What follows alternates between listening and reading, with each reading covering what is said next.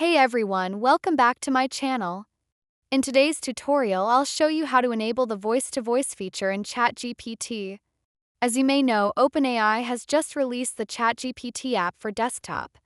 Now you can use Chatgpt both on the website and the desktop app. Let's get started.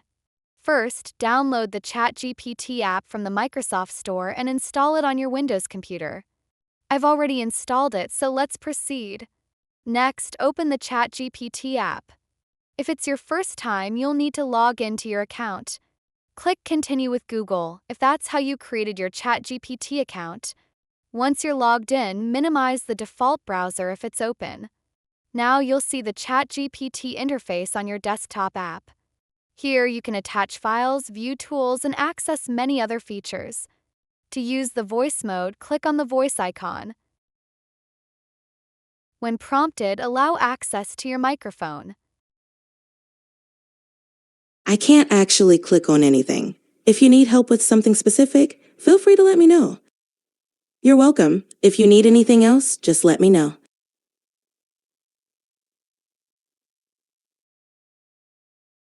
Hey there. I've got a really great feeling about it. Hey, it's great to meet. Hi, glad to meet you. I think we're going to do... Hey, I'm ready to. Hello, it's lovely to meet you. Hi there. Nice to meet you. Ho, ho, ho! Hey, what's up?